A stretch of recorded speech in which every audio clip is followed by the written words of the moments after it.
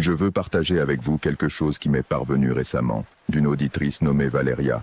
Elle m'a écrit tard dans la nuit, et cela m'a déjà dit quelque chose sur l'état dans lequel elle était quand elle l'a fait. Il y a des personnes qui ont besoin de raconter leur histoire à quelqu'un avant que cela ne pèse trop sur elles, et je pense que c'était son cas. Si vous avez aussi quelque chose de caché que personne n'a entendu, écrivez-moi. Il y a toujours une place pour cela ici. Mais maintenant, laissez-moi vous raconter ce qui est arrivé à Valéria lorsqu'elle est revenue qu'au village où elle est née, dans une maison qui était fermée depuis des années. Et elle a découvert que certaines portes ne se ferment pas même si vous mettez tous les verrous du monde. Je ne voulais pas revenir. C'est la première chose que je dois dire, car si quelqu'un m'avait demandé à n'importe quel moment des 10 années précédentes si je reviendrais un jour à Noriachika, la réponse aurait été non. Un non clair, sans hésitation, sans cette pause qui trahit le doute. Non pas parce que j'avais de mauvais souvenirs du village exactement, mais parce que j'avais construit ma vie loin de là avec beaucoup d'efforts. Et les lieux de l'enfance ont cette capacité de te défaire si tu les laisses. Mais ma mère est morte en janvier, et la maison est restée seule. Je suis infirmière. Cela fait 6 ans que je travaille de nuit dans un hôpital de la ville, et s'il y a quelque chose que ce travail t'apprend, c'est à fonctionner sous pression, à ne pas perdre la tête quand tout autour de toi s'effondre. Ce qui m'est arrivé à Noriachika a défié tout cela. Et pourtant, des mois plus tard, il y a des nuits où je me réveille avec l'odeur de cette maison dans le nez et le cœur battant comme si quelque chose me poursuivait. Je suis arrivé en mars. L'idée était de passer 2 semaines à trier les affaires de ma mère, décider quoi faire de la propriété et retourner en ville. Un plan simple, concret, réalisable. Le genre de plan qui fonctionne pour moi lorsque les émotions menacent de déborder. Noriachika est un village de la montagne, de ceux qui restent figés dans le temps non par romantisme mais par oubli. Environ 200 personnes, une église, un magasin, des rues en terre qui en mars deviennent de la boue à chaque pluie. La maison de ma mère se trouvait au bout du village, presque à la limite avec le sous-bois qui entourait la vallée. Je suis arrivé tard, quand le soleil tombait déjà rapidement derrière les collines et le froid de la montagne aiguisait l'air. La clé était chez la voisine d'en face, une dame qui s'occupait de la maison depuis que ma mère était tombée malade et avait été à l'hôpital de la ville pour ne jamais revenir. La dame s'appelait Primitiva, elle avait environ 70 ans et m'a regardé quand je suis arrivé avec une expression que moi, qui suis habitué à lire les visages des personnes qui cachent des choses, j'ai immédiatement identifié comme de la précaution. Ce n'était pas de la méfiance envers moi, c'était autre chose. Quelque chose de plus semblable à la façon dont les gens regardent quelqu'un qui est sur le point d'entrer dans un endroit où ils savent que quelque chose ne va pas. Elle m'a donné la clé, m'a dit que si j'avais besoin de quelque chose, elle était en face. Et avant que je ne fasse demi-tour, elle a ajouté à voix basse « N'allume pas de bougie dans la chambre du fond. Je sais que ta mère en mettait, mais toi, ne le fais pas. » Je lui ai demandé pourquoi. Elle m'a regardé une seconde, a serré les lèvres et a dit « Parce que tu ne sais pas ce qu'elle savait. » Elle entra dans sa maison avant que je puisse lui poser plus de questions. Je restais debout dans la rue en terre avec la clé à la main et le vent froid du crépuscule me fouettant les cheveux, regardant la façade de la maison de ma mère. C'était une maison comme toutes celles du village.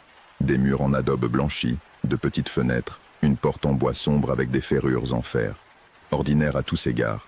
J'entrai. L'odeur fut la première chose. Toute maison fermée a sa propre odeur, un mélange de temps figé et de matériaux qui vieillissent seuls. Mais l'odeur de cette maison avait quelque chose de plus, quelque chose que j'ai mis du temps à identifier et que j'ai finalement reconnu comme du copal. Encens de résine, celui qui se brûle dans des braseros en terre cuite. Ma mère l'utilisait toujours, depuis que j'étais petite, mais je l'avais associé à sa dévotion religieuse, aux bougies qu'elle mettait sur l'autel de la chambre principale, avec ce mélange de catholicisme et de coutumes populaires que beaucoup de femmes de sa génération ont. Maintenant, avec les mots de Primitiva encore en tête, cette odeur familière semblait différente. Je parcourus la maison avec la lampe de mon téléphone car la lumière électrique mit quelques minutes à répondre. Cuisine, salon, 2 chambres, salle de bain. Tout couvert de cette fine poussière qui s'accumule quand une maison est sans mouvement humain depuis des mois. L'autel était toujours dans la chambre principale. Bougie éteinte, image de Saint-Jude, une photo de moi enfant que je fus surprise de trouver là, un chapelet enroulé sur une pierre sombre que je ne reconnus pas. Et au fond du couloir, la porte fermée de la chambre arrière. Cette chambre avait toujours été fermée. Enfant, quand j'y vivais, j'avais l'interdiction d'entrer. Ma mère ne m'expliqua jamais pourquoi. Et j'acceptais cela avec cette obéissance instinctive avec laquelle les enfants acceptent les règles qu'ils perçoivent comme importantes. Ce n'était pas une chambre de punition ni un endroit où ma mère gardait des choses précieuses. C'était simplement une chambre fermée, et la porte fermée était un signe suffisant. Cette nuit-là, je n'essayais pas de l'ouvrir. Je l'ai touché avec mes doigts en passant. Juste ça. Et j'ai remarqué que le bois était froid d'une manière différente du reste de la maison. Pas le froid normal d'une pièce sans chauffage, quelque chose de plus concentré, de plus dense, comme le froid que l'on ressent quand on ouvre un réfrigérateur. Je me suis installé dans la chambre principale, j'ai réchauffé quelque chose à manger que j'avais apporté de la ville, et je me suis endormi tôt. La première nuit, rien ne s'est passé. La deuxième non plus. J'ai passé la journée à ranger la cuisine, à trier des vêtements, à apporter des sacs à l'église du village où une dame distribuait des dons. Le travail physique était bon, il me gardait ancré dans le concret, dans ce que je pouvais voir, toucher et déplacer. C'est dans l'après-midi du deuxième jour que j'ai rencontré Don Castullo. C'était l'homme le plus vieux du village, ou du moins celui qui en avait l'air. Il est arrivé à la porte de la maison sans prévenir, avec un vieux chapeau de paille et une expression qui n'était pas exactement amicale mais pas non plus hostile. C'était le genre de visage que l'on voit chez des personnes qui ont décidé que la courtoisie est bien, mais que l'honnêteté est mieux. Il m'a dit qu'il avait connu ma mère depuis l'enfance, qu'ils avaient grandi ensemble dans ce village, et que quand il a su que j'étais arrivé pour fermer la maison, il voulait parler avec moi. Je l'ai fait entrer dans la cuisine. Je lui ai offert un café. Il s'est assis avec la lenteur de quelqu'un dont les os ont travaillé pendant de nombreuses années, et a joint les mains sur la table avant de parler. « Sais-tu ce que ta mère gardait dans la chambre du fond ?» demanda-t-il sans détour. « Non, elle a toujours été fermée. » Don Castullo hocha la tête comme s'il s'y attendait. « Ta mère était une bonne femme, dit-il. Mais elle portait quelque chose qu'elle n'avait pas choisi de porter. Elle l'a hérité, comme on hérite de certaines choses dans certaines familles. » Il marqua une pause. « Sais-tu d'où venait ta grand-mère maternelle ? D'un village par ici, je crois. Je ne sais pas le nom exact. De Carboneras. » Don Castullo prononça le nom avec une inflexion particulière, comme quelqu'un qui nomme un endroit qu'il préférerait ne pas nommer. À Carboneras, il y a eu une femme, il y a longtemps, qui a fait quelque chose qu'elle n'aurait pas dû. Je ne vais pas te dire quoi parce que ça ne change rien de le savoir. Ce que je peux te dire, c'est que ce qu'il a fait est resté dans la famille. Ça a été transmis à sa fille, et de sa fille à la suivante, et ainsi de suite jusqu'à ta mère. Qu'est-ce qui est resté exactement ? Ai-je demandé. Don Castullo me regarda un moment avant de répondre. Un pacte, avec quelque chose qui n'a pas de nom décent. Il s'arrêta. Ta mère savait le garder sous contrôle, elle savait quoi faire pour qu'il ne sorte pas de la pièce. Elle le faisait depuis des décennies, mais elle n'est plus là, et la pièce est laissée sans soin depuis des mois. Je ressentis un froid qui n'était pas dû à l'air. S'occuper comment ? Offrande, certaines herbes, le copal. Don Castullo ouvrit les mains sur la table comme quelqu'un qui explique quelque chose qui devrait être évident. Il y a des choses qui dorment si on leur donne ce qu'elles demandent, et il y a des choses qui se réveillent si on les laisse sans attention trop longtemps. Je suis resté silencieuse un moment, en train de traiter cela avec la partie de mon cerveau qui est infirmière depuis des années et qui a un filtre très développé pour séparer ce qui est réel de ce qui est perception altérée ou croyance superstitieuse. Mais il y avait quelque chose chez Don Castullo qui ne correspondait pas au profil de quelqu'un qui délire ou qui exagère. C'était un homme direct, sans fioriture, qui parlait de tout cela avec la même matière de fait qu'il pourrait parler de la météo ou de la récolte. Il n'y avait pas de drame en lui, juste de l'information. Qu'y a-t-il dans cette pièce ? Lui ai-je demandé. Je ne sais pas exactement, dit-il. Je n'y suis jamais entré. Personne n'est entré sauf ta mère et, avant elle, ta grand-mère. Ce que je sais, c'est ce que j'ai vu de l'extérieur au fil des ans. Il fit une pause. J'ai vu de la lumière sous cette porte les nuits où la maison était vide. J'ai entendu des choses, et j'ai vu ta mère sortir de cette pièce avec un visage qui n'était pas celui de quelqu'un qui a fait quelque chose d'ordinaire. Cette nuit-là, après le départ de Don Castullo, je suis restée assise dans la cuisine pendant longtemps, regardant la porte du couloir qui menait au fond de la maison. De là où j'étais, je ne pouvais pas voir la porte de la pièce arrière, mais je pouvais sentir sa direction, si cela a un sens.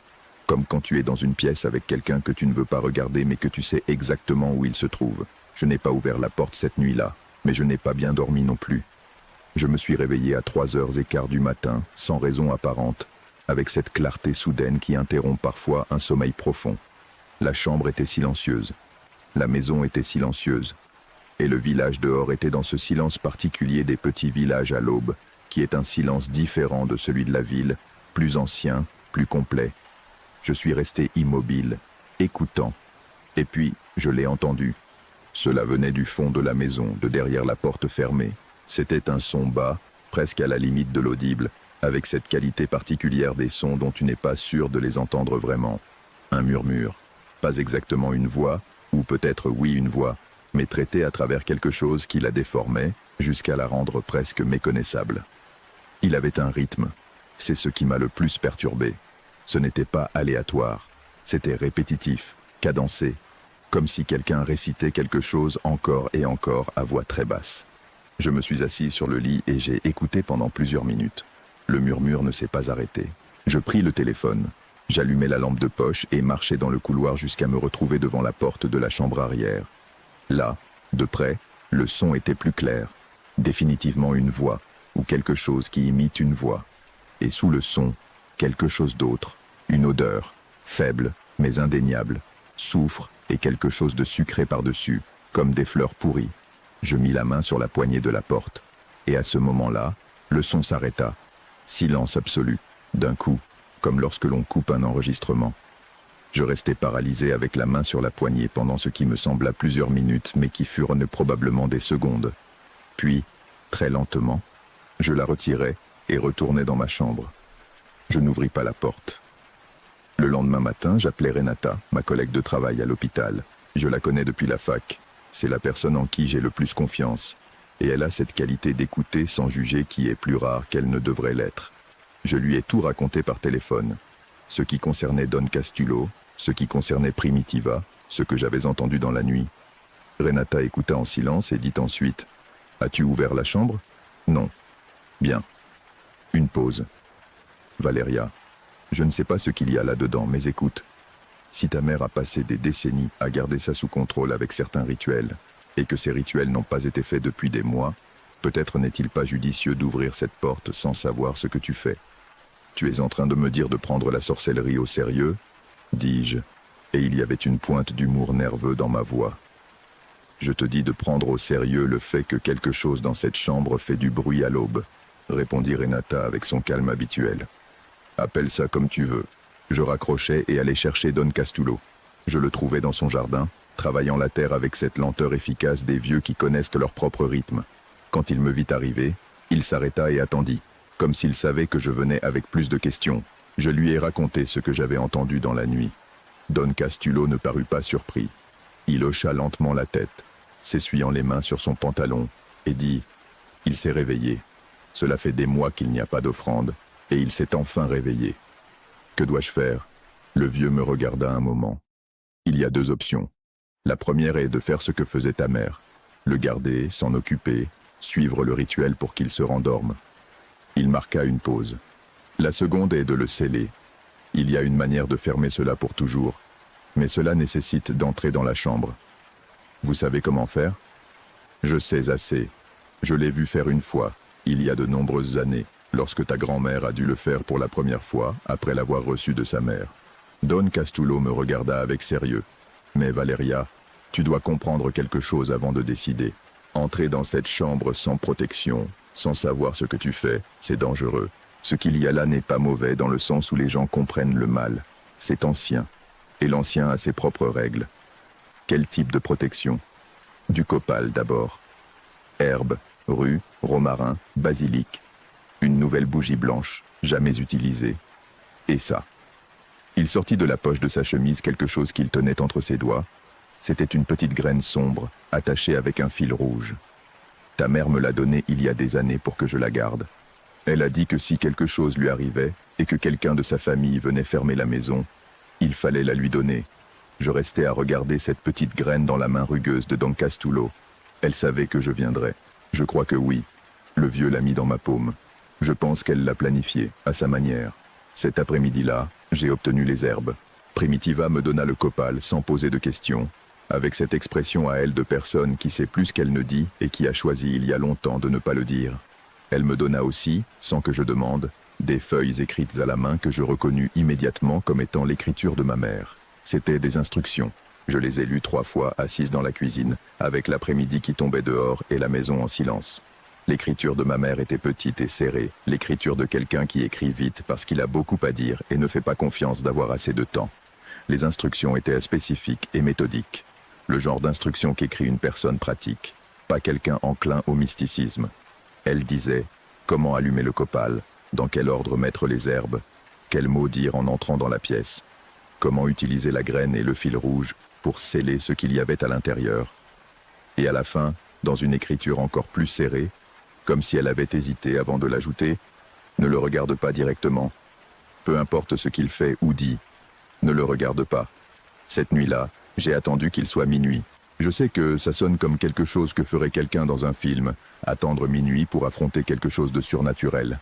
Mais les instructions de ma mère disaient que le rituel devait être effectué lorsque le jour était à son point le plus sombre, et minuit était cela.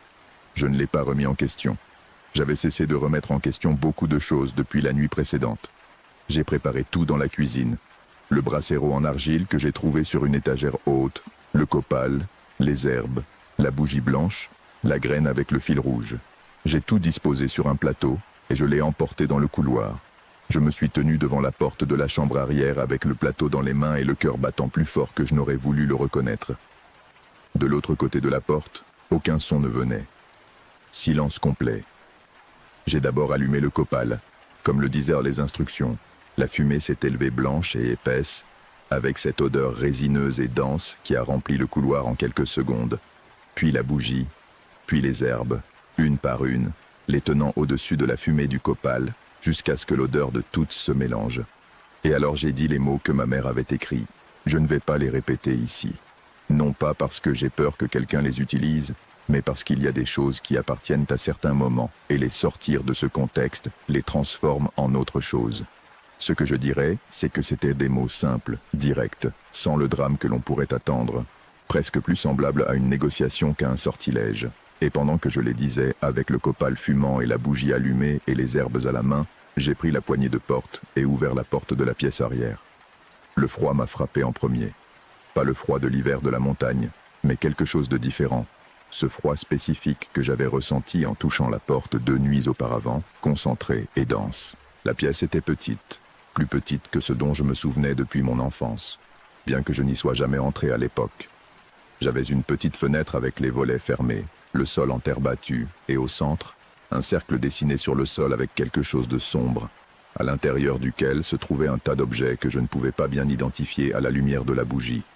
Des pierres, des plumes, quelque chose qui ressemblait à un os, des liens de plantes sèches. Et dans le coin, à l'endroit le plus sombre de la pièce, il y avait quelque chose. Je me souvins de ce que ma mère avait écrit. Ne le regarde pas directement. Je gardais les yeux sur le cercle du sol. Je vis, avec ma vision périphérique, qu'il y avait une forme dans le coin. Je ne vais pas décrire cette forme car honnêtement je ne pourrais pas le faire avec précision. Ce que je peux dire, c'est qu'elle avait une qualité de quelque chose qui est là depuis longtemps dans un espace, qui a pris la forme de cet espace, qui en est presque une partie. Je sentis qu'il me regardait. Je ne le regardais pas. J'entrai dans la pièce. 3 pas jusqu'au bord du cercle. Je posai le plateau sur le sol avec précaution, et j'ai suivi le reste des instructions. Les herbes à l'intérieur du cercle, le copal au centre, les mots spécifiques correspondant à ce moment, et enfin la graine. Les instructions disaient que la graine avec le fil rouge devait être placée au point du cercle qui faisait face à la porte, le point d'entrée, et que pendant que je le faisais, je devais prononcer le nom de celui qui avait initié le pacte. Ma mère avait écrit ce nom à la fin de la page. Remedios, mon arrière-arrière-grand-mère, une femme de Carboneras, qui avait fait quelque chose qu'elle n'aurait pas dû, comme l'avait dit Don Castulo, et qui avait laissé cela dans la famille. J'ai dit le nom. Ce qui s'est passé ensuite est le plus difficile à décrire. Le silence a changé de qualité. C'est la meilleure façon que j'ai de l'expliquer. Il n'y avait pas de son, pas de mouvement visible. Mais quelque chose dans l'atmosphère de la pièce s'est modifié, comme lorsque la pression de l'air change avant une tempête. Et dans le coin, où se trouvait la forme que je ne regardais pas directement, j'ai senti que quelque chose se comprimait, se condensait, devenait plus petit. Et puis rien. Le froid a cédé, pas d'un coup, mais progressivement, comme lorsqu'une pièce froide se réchauffe avec le chauffage. L'odeur de soufre et de fleurs pourries a disparu, remplacée seulement par le copal.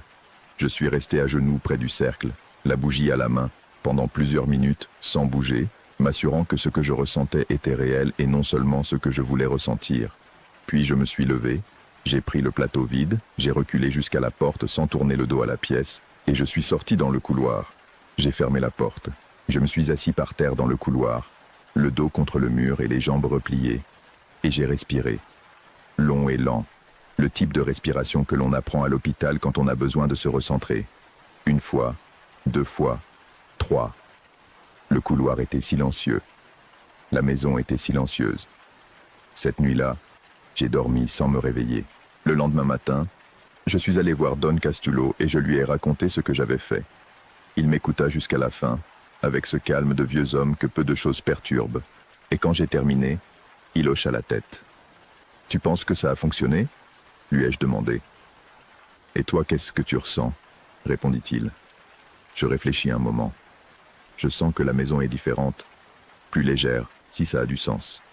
Ça a tout son sens. Il marqua une pause. Ce que ta mère a maintenu sous contrôle pendant des décennies et ce que tu as scellé cette nuit sont des choses qui pèsent. Littéralement, elles pèsent, dans l'air, dans l'espace. Quand elles s'en vont, la différence se fait sentir. Est-ce qu'elle est partie complètement ? Demandai-je. Don Castillo hésita un moment avant de répondre, et ce doute me dit plus que n'importe quelle réponse directe. Ce qui est bien scellé ne disparaît pas, dit-il finalement. Ça reste, mais contenu. Ta mère l'a contenu avec des offrandes, ce qui est une façon de coexister avec ça. Toi, tu l'as scellé, ce qui est différent. Il me regarda. Mais c'est toi qui as mis le sceau, étant la première de ta famille à le faire sans l'avoir reçu directement. Cela a ses particularités. Quelles particularités ? Que le sceau dure tant que vit celui qui l'a mis. Don Castillo me regarda sans détour. Tant que tu vivras, Valeria, cela reste scellé. Je restais silencieuse, traitant cela. Et quand je mourrai, quelqu'un de ta famille devra le savoir. Ou la pièce devra être fermée d'une autre manière. Une pause. Mais ce n'est pas un problème d'aujourd'hui. J'ai terminé d'organiser les affaires de ma mère dans les jours qui ont suivi. La pièce du fond est restée fermée à clé, le plateau avec le brasero à l'intérieur, le cercle au sol intact. Je n'y suis pas retourné. Le dernier jour, avant de partir, je suis allé dire au revoir à Don Castillo. Il m'a dit de prendre soin de moi, que les vieux contrats ont parfois de la mémoire, que si à un moment je ressentais quelque chose que je ne devais pas ressentir, je ne l'ignorais pas. Je lui ai promis que je ne le ferais pas. Et à Primitiva, la voisine d'en face qui m'attendait à la porte de sa maison quand je suis passé avec ma valise. Je lui ai rendu les clés de la maison et elle les a prises sans rien dire. Mais quand je m'en allais, elle m'a appelé. « Valeria ». Je me suis retourné. Elle m'a regardé un moment avec cette expression qu'elle a toujours, vigilante et calculatrice. « Ta mère était une bonne femme », a-t-elle dit. « Et tu as bien fait. » Elle n'a rien dit de plus. Elle est entrée chez elle. Je suis retourné en ville. Je suis retourné à l'hôpital, aux gardes de nuit, au couloir éclairé, et à l'odeur de désinfectant et à la routine que j'avais construite avec tant d'efforts. La vie ordinaire a repris son rythme. Mais il y a des nuits, surtout les nuits d'hiver quand le froid a une certaine densité particulière, où je me réveille et j'écoute le silence de mon appartement, cherchant quelque chose que je ne sais pas exactement ce que c'est. Un murmure peut-être. Une odeur qui ne devrait pas être là. Jusqu'à présent, rien. Jusqu'à présent. C'est tout ce que Valeria a voulu me raconter. Elle m'a dit que l'écrire était une façon de mettre de l'ordre, de voir si en le mettant en mots, il perdait un peu du poids qu'elle avait porté depuis lors. Je ne sais pas si elle y est parvenue, mais je suis reconnaissant qu'elle l'ait partagé. Si cette histoire t'a touché d'une manière ou d'une autre, laisse-moi un commentaire. Et si toi aussi tu portes quelque chose que tu n'as pu raconter à personne, tu sais qu'il y a ici un espace pour ça. Repose-toi bien cette nuit. On se reparle bientôt.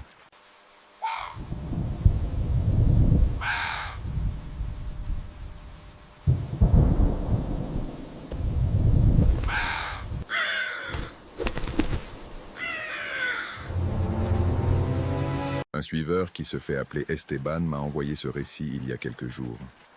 Il m'a dit qu'il ne l'avait jamais raconté à personne en détail, qu'il avait essayé de le faire une fois avec un ami proche et que le regard qu'il a reçu a suffi à le faire garder le silence pendant des années. Alors, il me l'a écrit. Si toi aussi tu as quelque chose de caché que tu n'as jamais su comment raconter, les commentaires sont là et je lis tout ce qui arrive. Maintenant, laisse-moi te raconter ce qui est arrivé à Esteban il y a 4 ans. Lorsqu'il a accepté un travail de surveillance nocturne dans un bâtiment qui était abandonné depuis plus d'une décennie, et qu'il a découvert qu'il n'était pas le seul à veiller sur lui. J'ai accepté le travail parce que j'avais besoin d'argent. C'est aussi simple que ça. Pas de mystère, pas de pressentiment, pas de ces signes que les gens disent avoir ignorés quand ils racontent leurs histoires d'horreur. Je n'ai ignoré aucun signe parce qu'il n'y avait aucun signe. Il n'y avait qu'un compte bancaire à découvert et une annonce sur Internet offrant un paiement hebdomadaire en espèces pour une surveillance nocturne dans un bâtiment en cours de restructuration légale. Rien de plus. Un homme m'a appelé en se présentant comme l'administrateur provisoire. Il parlait vite, avec cette efficacité de quelqu'un qui passe le même appel 20 fois par jour. Il m'a expliqué que l'immeuble appartenait à une entreprise qui était en plein procès, qu'il ne pouvait pas être intervenu ni modifié tant que l'affaire n'était pas résolue, mais qu'il ne pouvait pas non plus rester sans surveillance car l'assurance l'exigeait. Le travail consistait à arriver à 10 heures du soir, à faire des rondes toutes les 2 heures dans les 4 étages, à noter toute nouveauté dans un registre, et à partir à 6 heures du matin lorsque le gardien de jour arrivait. Je lui ai demandé depuis combien de temps l'immeuble était abandonné. Il y a eu une brève pause. 14 ans, a-t-il dit. Je lui ai demandé s'il y avait quelque chose que je devrais savoir avant d'accepter. C'est un bâtiment vide, a-t-il dit. La seule chose que tu dois faire est de t'assurer qu'il reste vide. J'ai commencé cette même semaine. Le bâtiment était situé dans une zone industrielle de la ville qui avait connu de meilleurs temps. Des usines reconverties, des entrepôts abandonnés, quelques entreprises de logistique avec leurs camions garés pendant la journée et leurs portes fermées la nuit. À 10 heures du soir, le secteur était mort. Les lampadaires fonctionnaient de manière irrégulière, un oui, deux non, et le bruit de la circulation de l'avenue principale arrivait atténué et lointain, comme venu d'un autre monde.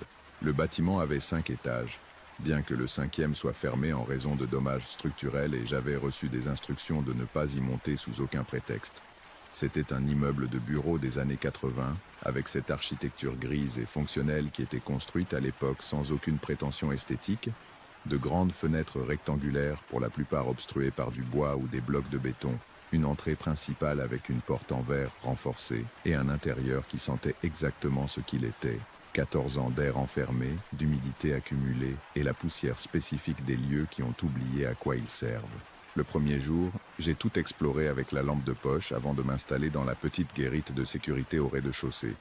4 étages de couloirs longs et sombres, des bureaux vides avec les traces de ce qu'ils avaient été, des câbles lâches du plafond, des papiers jaunes sur le sol, une chaise oubliée, un classeur avec les tiroirs ouverts et vides.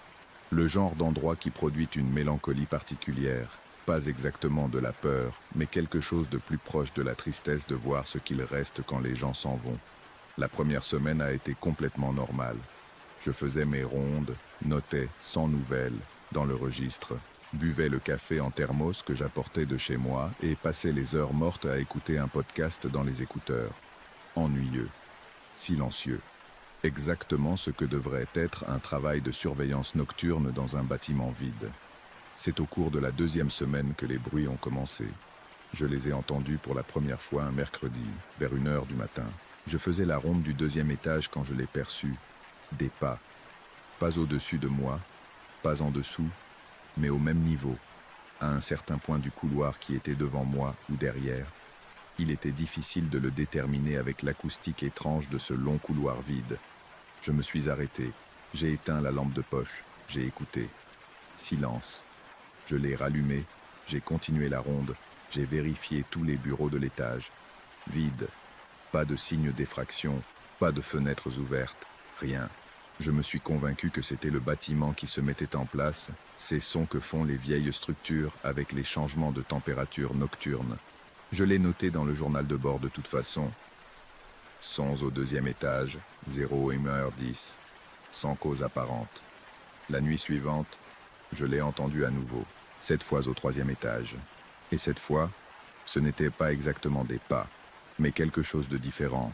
Un bruit de frottement, comme si quelque chose de lourd glissait très lentement sur le sol en béton.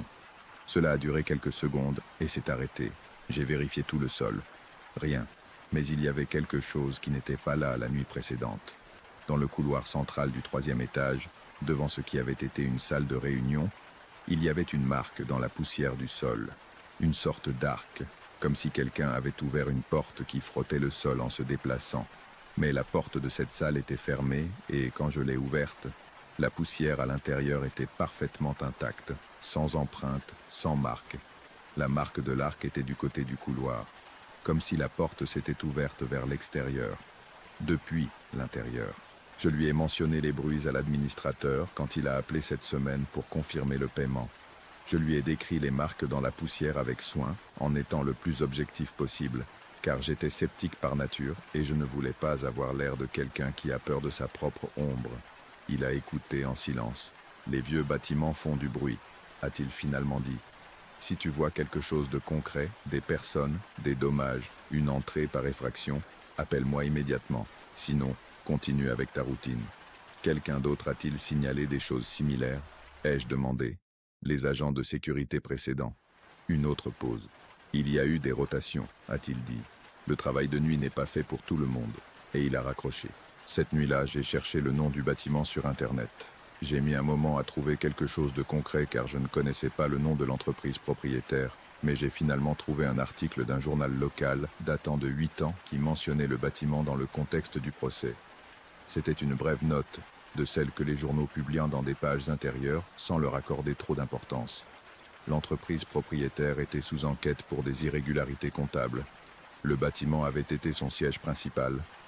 Mais il y avait une ligne, à la fin de l'article, qui m'a fait m'arrêter. Elle disait que le bâtiment avait été évacué de manière précipitée en 2009 et que plusieurs employés avaient en signalé des événements de nature inhabituelle dans les mois précédant la fermeture. Le journaliste ne précisait pas quel type d'événement, juste cette phrase, puis la note continuait avec les détails juridiques de l'affaire. J'ai gardé l'article. Je n'ai pas bien dormi cette nuit-là avant d'aller au travail. La 3e semaine, les choses ont escaladé.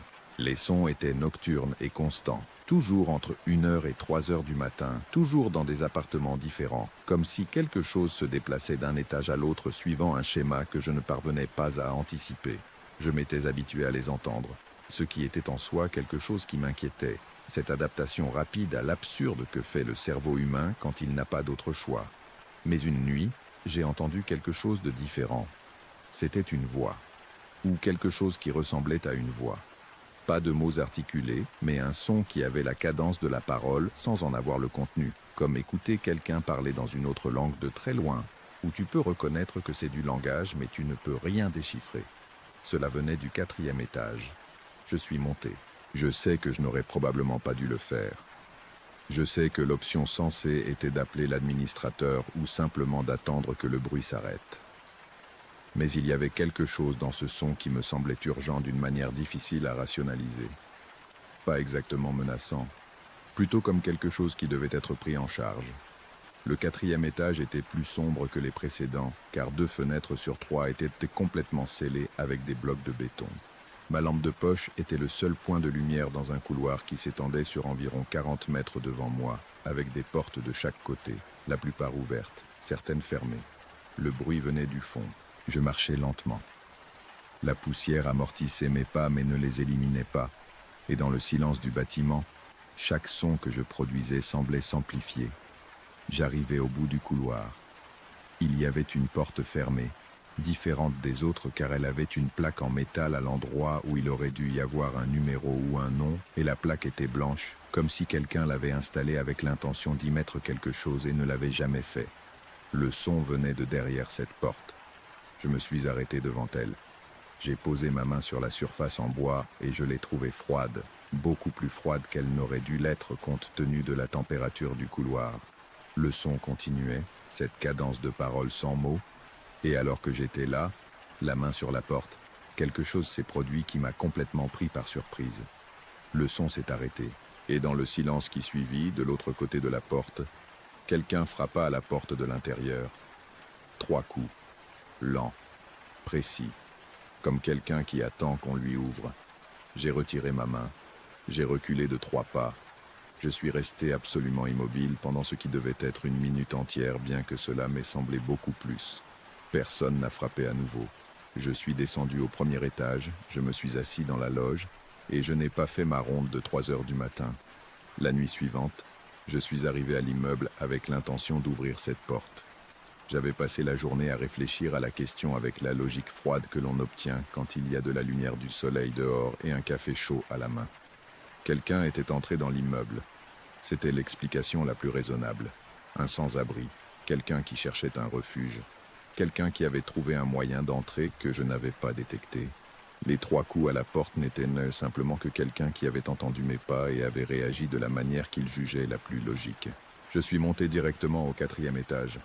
Le couloir était comme toujours. J'ai atteint la porte du fond, celle avec la plaque blanche, et j'ai tourné la poignée. Elle était fermée à clé. J'ai vérifié le reste de l'étage. Rien. Aucune fenêtre ouverte, aucun signe de présence humaine. Je suis descendu et j'ai vérifié les autres étages. Pareil, tout scellé, tout vide, tout exactement comme cela devrait être. Je suis retourné au 4e étage, devant cette porte. Je suis resté devant pendant un bon moment, regardant la plaque de métal blanche, et c'est alors que j'ai remarqué quelque chose que je n'avais pas vu la nuit précédente parce que j'étais trop agité pour faire attention aux détails. Sous la porte, sur le sol du couloir, il y avait une fine ligne de quelque chose de sombre. De la poussière, ai-je pensé au début. Mais je me suis penché et l'ai regardé de près avec la lampe de poche. Et ce n'était pas de la poussière. C'était une substance granuleuse, disposée en une ligne parfaitement continue le long du seuil de la porte, sans aucune interruption. Du sel. Quelqu'un avait mis du sel sur le seuil de cette porte. Et par la façon dont il était disposé, de l'intérieur, pas du couloir. Je rencontrai le gardien de jour un matin lorsque je sortis tard à cause d'un retard avec le registre.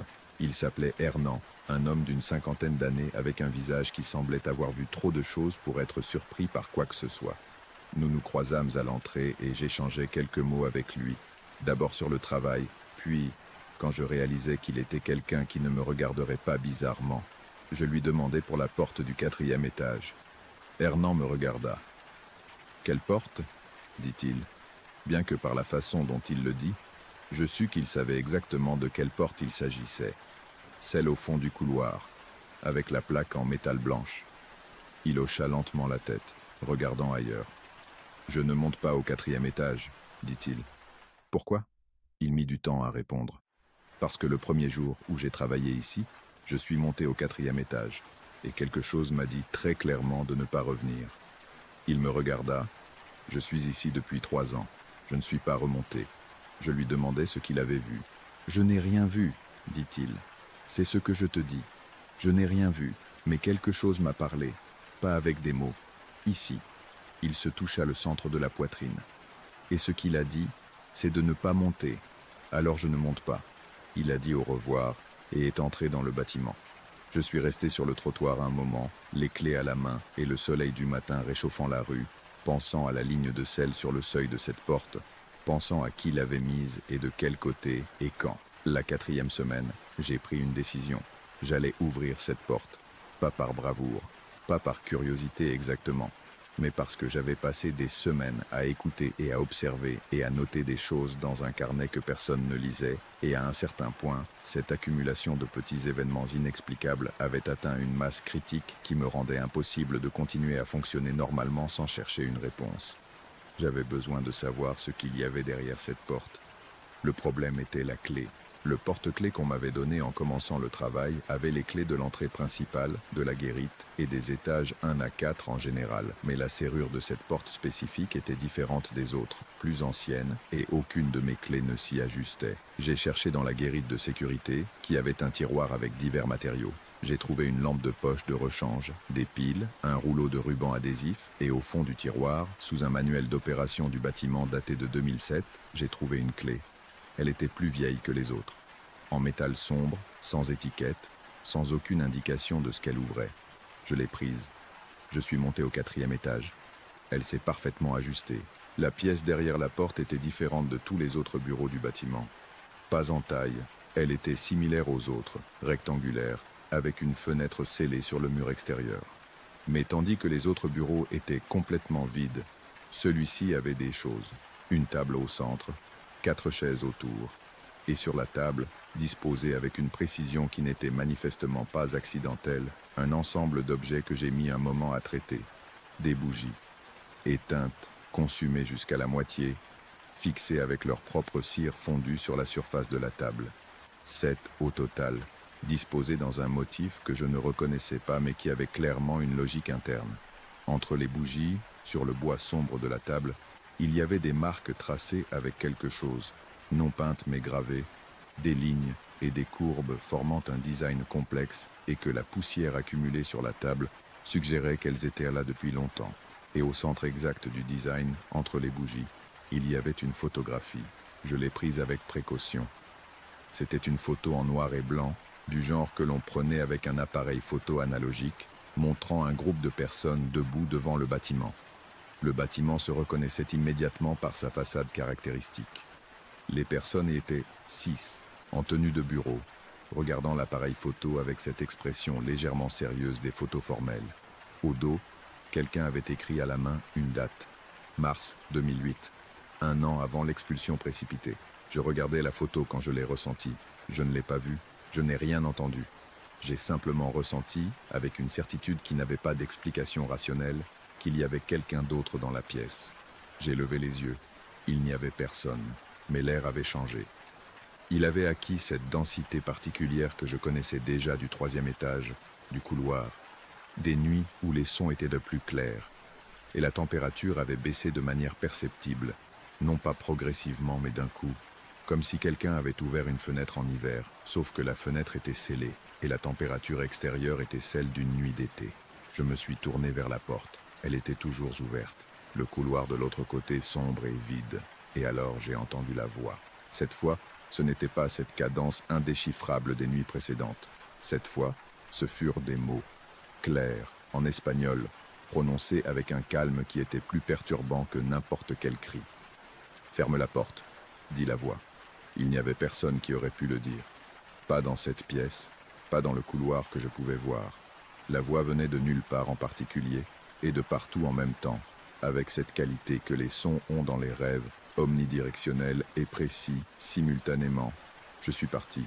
Je n'ai pas marché. J'ai quitté rapidement cette pièce, j'ai claqué la porte en la fermant sans me soucier du bruit que cela pouvait faire, et j'ai descendu les 4 étages en courant sans regarder en arrière. J'ai atteint la guérite. J'ai allumé toutes les lumières que j'ai pu. Je me suis assis. Je ne suis pas remonté cette nuit-là. Le lendemain, j'ai démissionné. J'ai appelé l'administrateur le matin. Je lui ai dit que je ne pouvais pas continuer, que j'avais d'autres engagements. Il n'a pas posé trop de questions. Il m'a dit de passer chercher le paiement de la semaine et de laisser les clés à la guérite. Avant de partir définitivement, cette dernière nuit-là, j'ai fait quelque chose que je ne sais toujours pas bien pourquoi j'ai fait. Je suis retourné dans la chambre du fond. C'était comme je l'avais laissé. Les bougies, les marques sur la table, la photographie que j'avais laissée face cachée et que j'ai retrouvée face visible, avec les 6 personnes regardant vers l'objectif. J'ai sorti mon téléphone et j'ai photographié le tout. La table, le design gravé, la photographie, les bougies. Je ne savais pas pourquoi. J'ai simplement ressenti que je devais le documenter avant de partir. Puis j'ai cherché dans mon sac à dos. J'avais un paquet de sel que je portais toujours parce que je mettais du sel partout et il m'était pratique de l'avoir sur moi. Je l'ai sorti. Et sans vraiment savoir pourquoi, ou sachant mais sans vouloir trop l'analyser, j'ai tracé avec le sel une ligne continue sur le seuil de cette porte, depuis le couloir vers l'extérieur. J'ai verrouillé et laissé la clé sur la table du poste de garde quand je suis sorti ce matin, il y a 4 ans. Je ne suis jamais retourné dans ce bâtiment, ni dans ce quartier. Je ne sais pas ce qui est arrivé au procès. Je ne sais pas si l'entreprise a récupéré le bâtiment, ou s'il a été démoli, ou s'il est toujours là avec son gardien de nuit, écoutant des bruits au 4e étage. Je n'ai pas voulu le chercher. Il y a des choses qu'il vaut mieux laisser dans le passé. Mais je garde les photographies que j'ai prises cette dernière nuit. Parfois, je les regarde. Le design gravé sur la table dont j'ai cherché les lignes et les courbes sur Internet sans trouver de référence claire. Les bougies dans leur motif de 7.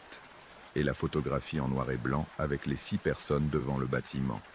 Il y a quelques mois, en regardant cette photographie pour la énième fois, j'ai remarqué quelque chose que j'avais d'une certaine manière ignoré toutes les fois précédentes. Peut-être parce que les fois précédentes, je la regardais rapidement ou avec peu de lumière, ou simplement parce que le cerveau a une façon de nous protéger de ce qui n'est pas prêt à être traité. Derrière le groupe de 6 personnes, visible à travers les vitres de l'entrée principale du bâtiment, il y a une figure de plus, à l'intérieur du bâtiment, regardant vers l'extérieur. Elle ne fait pas partie du groupe. Elle n'a pas la pose de quelqu'un qui passait simplement par là au moment de la photo. Elle se tient debout, parfaitement centrée dans le cadre de la porte en verre, regardant directement vers l'objectif, avec une attention qui se perçoit même sur une vieille photo en noir et blanc. Et ce qui m'inquiète le plus, ce qui m'a troublé depuis cette nuit où je l'ai enfin vue, c'est que la figure n'a pas le flou de quelque chose capturé en mouvement, ni l'imprécision de quelqu'un au fond d'un cadre. Elle est parfaitement nette. plus nette, dirais-je, que n'importe laquelle des 6 personnes au premier plan. Comme si elle savait exactement qu'on lui prenait la photo. Comme si elle avait posé. C'est ce qui s'est passé. C'est tout ce que j'ai à raconter. Jusqu'à là, le récit d'Esteban. Il m'a dit qu'il n'a jamais trouvé plus d'informations sur le bâtiment, qu'il a cessé de chercher à un moment donné parce que la recherche elle-même lui semblait plus perturbante que l'ignorance. Parfois, c'est la chose la plus sensée à faire. Si cette histoire t'a fait penser à un endroit que tu as visité et qui te semblait mal d'une manière que tu n'as pas su expliquer, j'aimerais le savoir. Laisse-le dans les commentaires. Et si tu ne t'es pas encore abonné à la chaîne, envisage de le faire. Il y a d'autres récits comme celui-ci qui attendent d'être racontés. Prends soin de toi ce soir. On se reparle bientôt.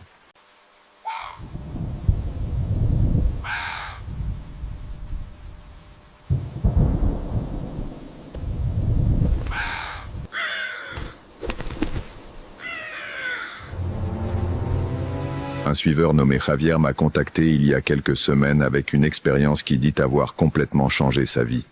Quand j'ai fini de lire son message, j'y ai réfléchi pendant des jours. Si tu as quelque chose de similaire à partager, je t'invite à me le raconter dans les commentaires ou à me l'envoyer directement. Maintenant, permets-moi de te ramener à l'été 2019, lorsque Javier a hérité d'un vieux domaine dans les montagnes et a découvert que certaines traditions ancestrales existent pour une raison. Ce que tu es sur le point d'entendre est perturbant, alors prépare-toi.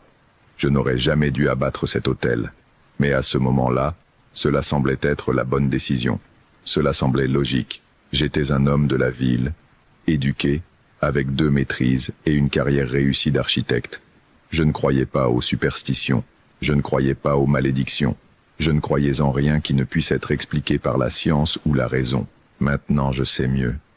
Maintenant je sais qu'il y a des choses dans ce monde que la raison ne peut toucher, des forces que la science ne peut mesurer, et des dettes qui doivent être payées peu importe combien de temps s'est écoulé. Tout a commencé quand mon grand-oncle Mauricio est mort. Il avait 93 ans et avait vécu toute sa vie dans une ferme dans les montagnes d'Oaxaca, au Mexique. Je ne le connaissais guère. Je l'avais peut-être vu 3 fois dans ma vie, toujours lors de réunions de famille, où il restait dans un coin silencieux, observant tout le monde avec ses yeux sombres qui semblaient savoir des choses que nous ne savions pas. À ma grande surprise, il m'a laissé la ferme dans son testament. C'était le seul homme de la famille sans enfant, expliquait le document, et pour une raison quelconque, il considérait que j'étais le bon pour hériter de la propriété.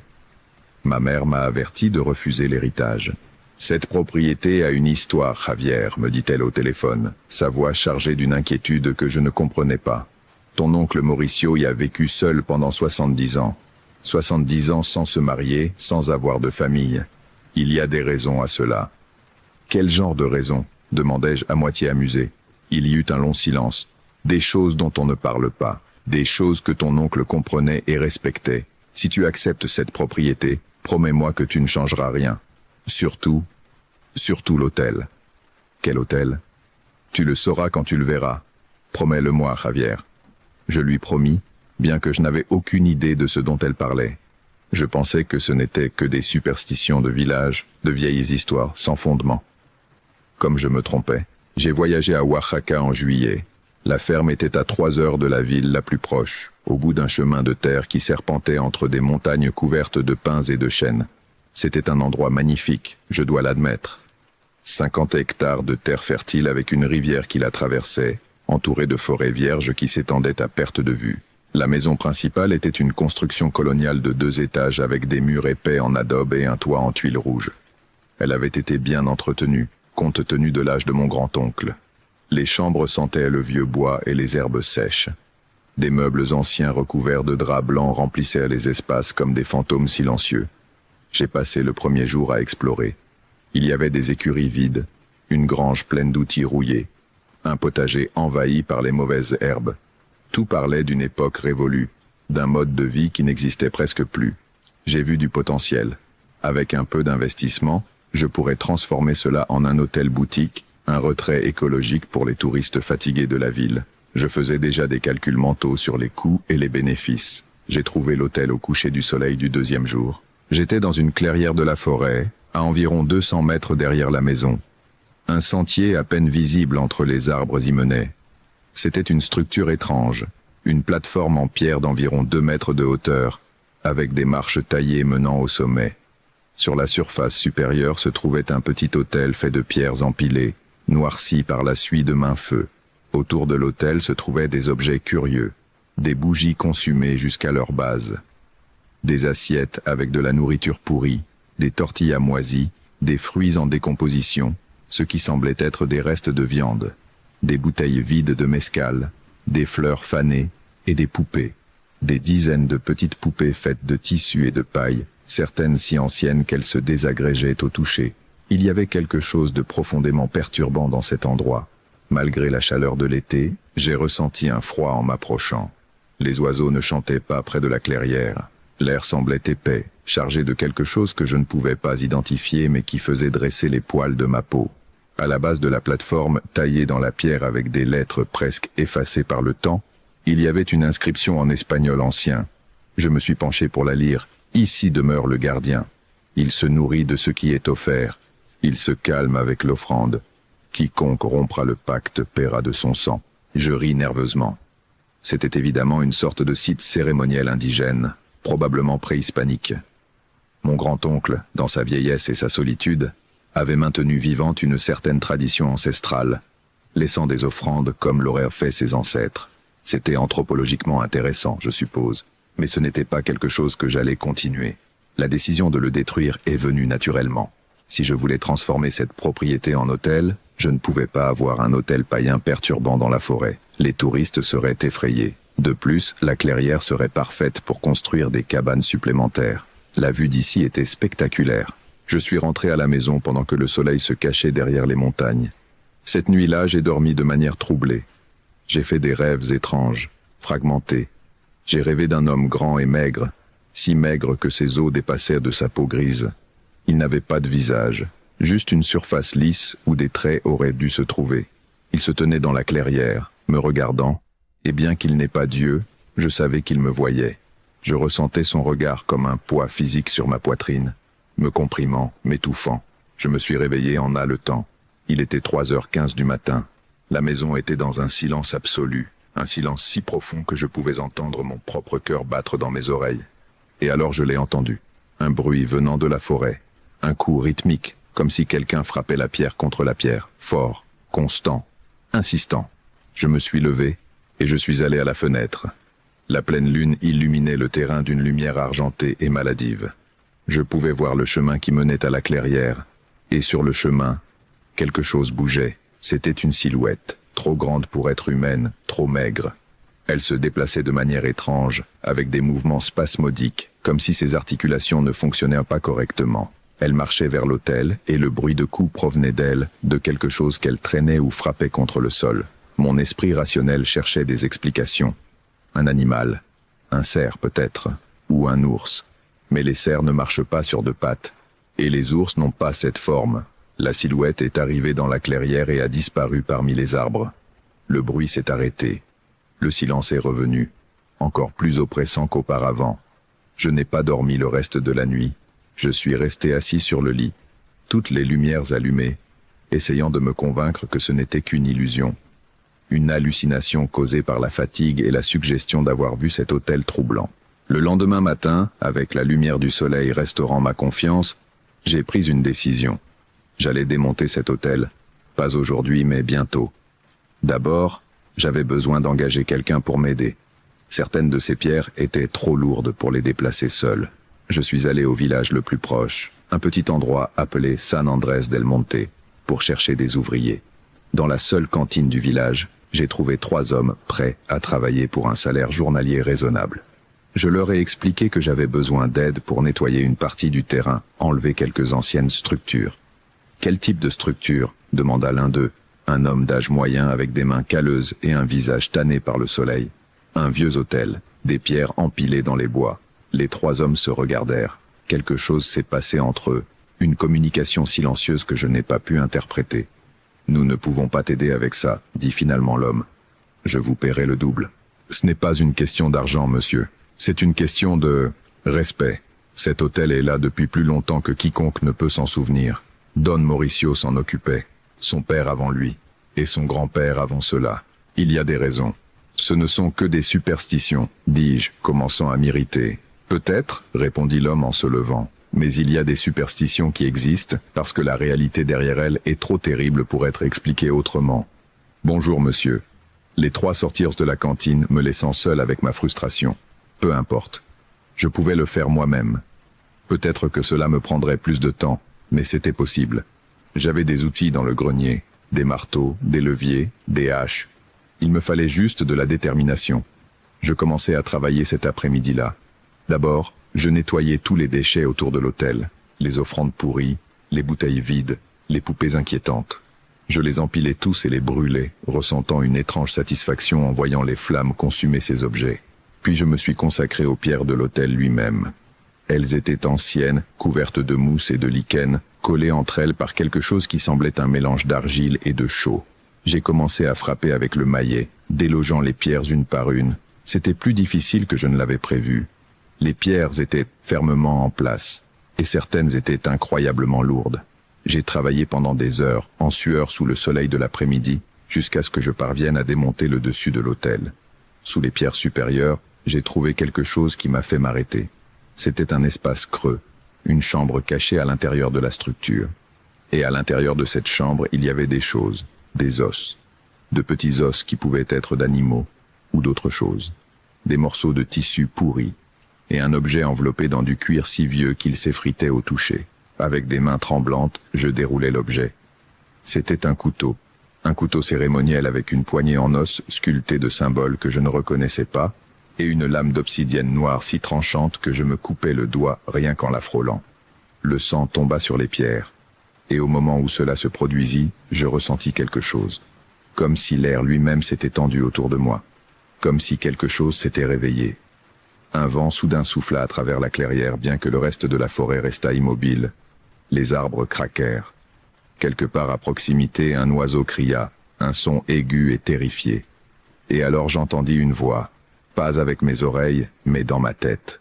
Une voix qui sonnait comme des os qui se brisent, comme de la terre glissant sur une tombe. Le pacte est rompu. Je lâchai le couteau et reculai, mon cœur battant à tout rompre. Je regardais autour de la clairière, mais il n'y avait personne. J'étais complètement seul. Tu as détruit ce qui maintenait la paix. Tu as versé du sang sans offrande. Tu as ouvert la porte. Qui es-tu?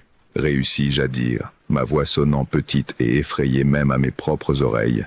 Je suis le gardien. Je suis celui qui protège et celui qui réclame.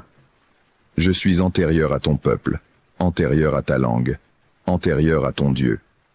Et maintenant que le pacte est rompu, je dois me nourrir. Je me mis à courir. J'abandonnai les outils, le couteau, tout. Je courus vers la maison comme si le diable me poursuivait. Peut-être qu'il le faisait. Cette nuit-là, les choses empirèrent. Cela a commencé par des bruits, des coups contre les murs, des griffures sur les fenêtres, le son de pas lourds sur le toit, bien que la maison n'ait que 2 étages et qu'il n'y ait aucun moyen que quelqu'un soit sur le toit. Les pas allaient et venaient d'un bout à l'autre pendant des heures. Puis vinrent les visites. À travers la fenêtre de ma chambre, j'ai vu des silhouettes se déplacer dans le jardin. Elles étaient grandes et minces, avec des membres trop longs. Elles se déplaçaient en groupe, 7 ou 8 d'entre elles, marchant en cercle autour de la maison. Leurs têtes se tournaient vers les fenêtres en passant, et bien qu'il fasse trop sombre pour voir leur visage, je savais qu'elles me regardaient. J'ai tiré les rideaux et je me suis caché sous les couvertures comme un enfant effrayé. Cela ne servait à rien. Je pouvais les sentir là dehors, attendant. Au lever du jour, les silhouettes avaient disparu. Je suis sorti de la maison, désespéré de lumière et d'air frais. Le jardin était dévasté. Les fleurs avaient été arrachées. Le gazon montrait des marques étranges, comme si quelque chose de lourd avait été traîné en cercle. Et à la porte principale, gravé dans le bois avec quelque chose de tranchant, il y avait un message. 7 jours, 7 offrandes, ou 7 vies. Ma première réaction a été de fuir, faire mes valises et partir, oublier cette ferme maudite et ne jamais revenir. Mais quelque chose m'a arrêté. Peut-être était-ce de l'orgueil, peut-être était-ce de l'entêtement, ou peut-être au fond, je savais que fuir ne servirait à rien. Ce n'était pas une question de lieu, c'était une question de moi. J'avais rompu le pacte, j'étais responsable. J'ai conduit de retour à San Andrés del Monte. J'avais besoin de réponses. J'avais besoin de comprendre ce qu'était le gardien et ce que signifiait ce message. Je trouvai l'homme de la cantine chez lui, une petite construction en adobe à la périphérie du village. Quand il ouvrit la porte et me vit, son expression devint sombre. « Tu l'as fait, n'est-ce pas? Tu as détruit l'hôtel. » Je ne niais pas. J'ai besoin de savoir ce que c'est. J'ai besoin de savoir comment l'arrêter. Il soupira et m'invita à entrer. Sa femme nous servit du café pendant qu'il me racontait l'histoire. Le gardien était ancien, plus ancien que les Aztèques, plus ancien que toute civilisation connue. C'était une entité qui avait vécu dans ces montagnes depuis des temps immémoriaux, se nourrissant de... Eh bien, personne n'était vraiment sûr de ce dont elle se nourrissait. De vie peut-être, d'énergie, de sang. Les anciens peuples avaient appris à l'apaiser. Ils avaient déconstruit l'autel et établi un pacte, des offrandes régulières en échange de protection. Tant que les offrandes étaient maintenues, le gardien protégeait la terre, les cultures prospéraient, les animaux prospéraient, les maladies étaient tenues à distance. Mais si les offrandes cessaient, si le pacte était rompu, le gardien réclamerait sa dette d'une autre manière. Quel type d'offrande, demandai-je bien qu'une partie de moi connaissait déjà la réponse. Au début, il y a des siècles, c'était des vies, des sacrifices humains. Mais avec le temps, les anciens ont appris qu'ils pouvaient le satisfaire avec des substituts, des animaux, de la nourriture, du sang de coupure superficielle. Tant que le rythme était maintenu, tant que la promesse était tenue. Le message dit 7 jours, 7 offrandes. L'homme hocha gravement la tête. Tu dois restaurer l'autel. Tu dois offrir 7 offrandes en 7 jours consécutifs, en commençant ce soir. Si tu ne le fais pas... Il laissa la phrase inachevée. Que se passera-t-il si je ne le fais pas? Il prendra 7 vies, commençant par la tienne et s'étendant à ta famille, une pour chaque jour qui passe sans offrande. C'est ainsi que fonctionne le pacte, 7 pour 7. Équilibre. Je sentis le sang quitter mon visage, ma famille, ma mère, mes frères, mes neveux. Comment fais-je les offrandes? Il m'a expliqué le processus en détail. Chaque nuit, au coucher du soleil, je devais aller dans la clairière. Je devais reconstruire l'autel du mieux que je pouvais. Je devais apporter de la nourriture fraîche, des tortillas, des fruits, de la viande crue. Je devais apporter des fleurs. Et je devais offrir du sang. Ton propre sang, a-t-il précisé. Juste quelques gouttes. Coupe ta paume avec le couteau cérémoniel. Je suppose que tu l'as trouvé. Et laisse le sang tomber sur les pierres.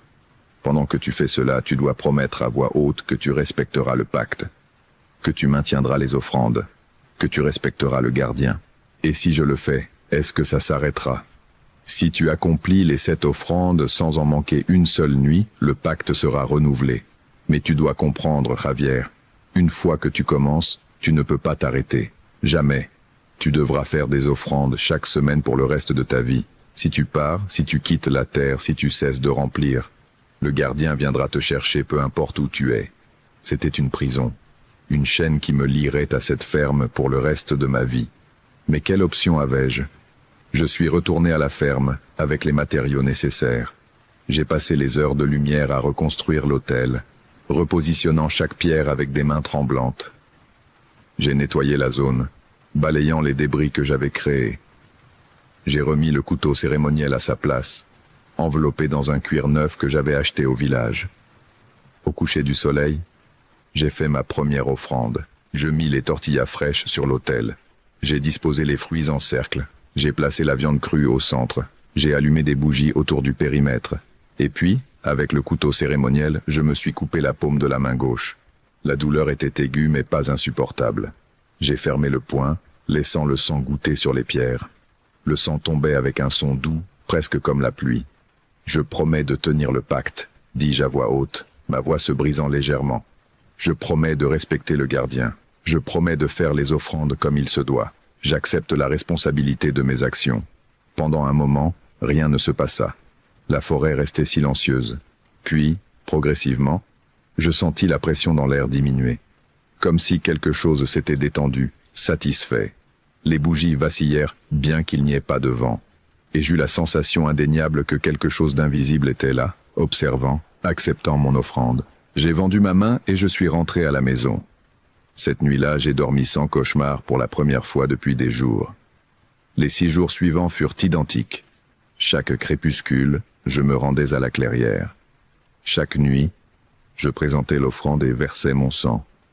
Chaque fois, je sentais cette présence invisible accepter ce que j'offrais. Le 7e jour, quelque chose de différent s'est produit.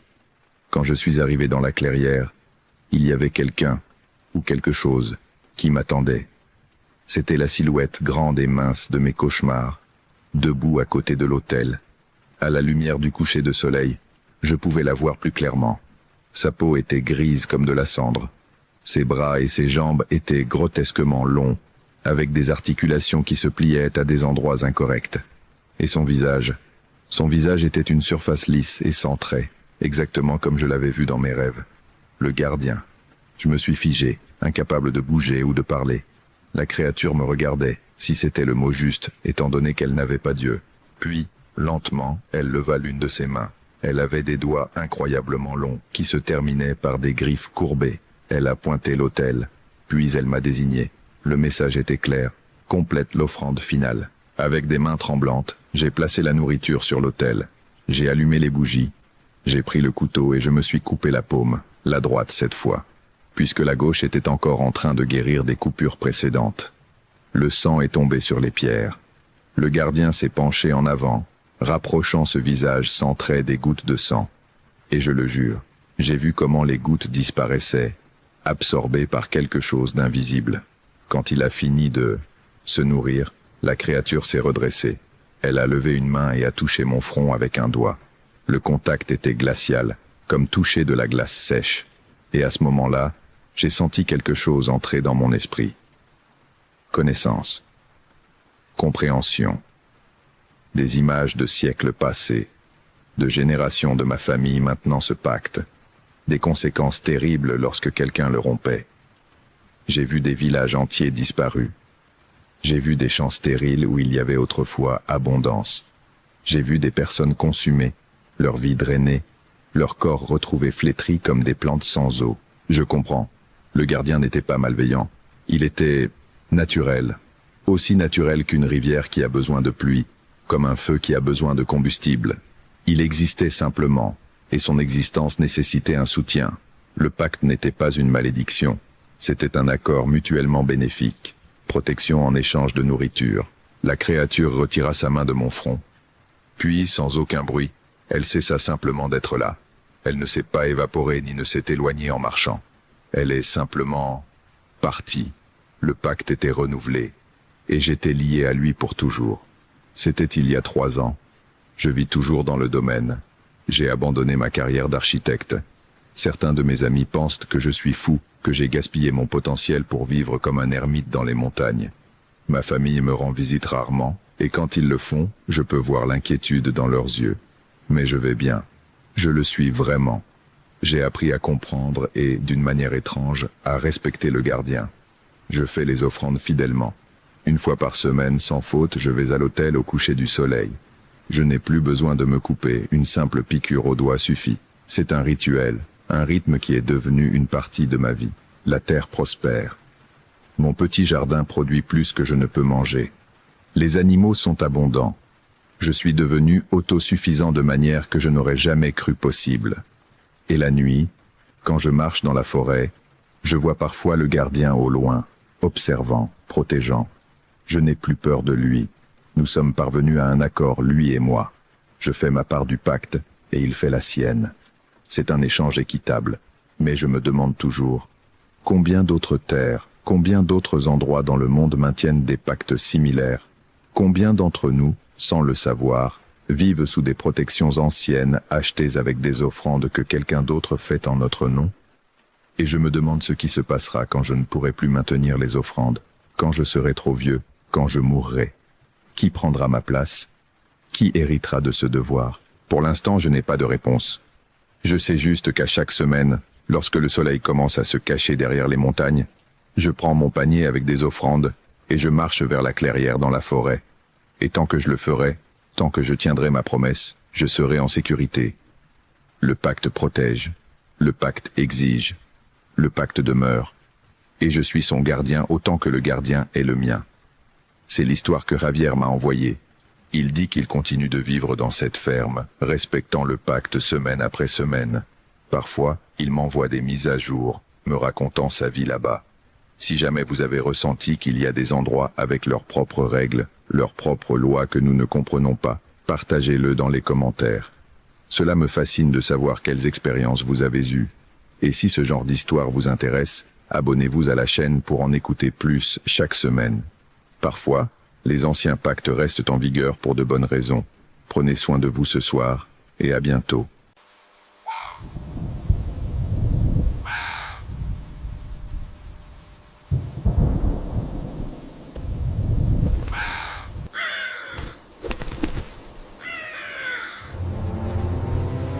Cette expérience m'a été racontée par Laura, une enseignante de primaire qui a hérité de la maison de son arrière-grand-mère dans un village rural du Chiapas.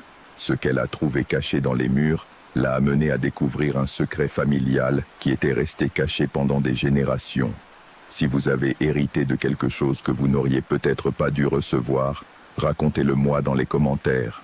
Maintenant, laissez-moi vous emmener dans l'histoire de Laura et du miroir qui n'aurait jamais dû être ouvert. Je m'appelle Laura et je suis enseignante de primaire à Mexico. J'ai 32 ans, je vis seule et jusqu'à il y a un an, ma vie était complètement normale et prévisible. Cela a changé lorsque j'ai reçu l'appel d'un notaire au Chiapas m'informant que mon arrière-grand-mère Célestina était décédée à 98 ans, me laissant sa maison en héritage. Je ne me souvenais à peine de mon arrière-grand-mère. Je ne l'avais vue que 2 fois dans mon enfance, lors de courtes visites familiales dans son village.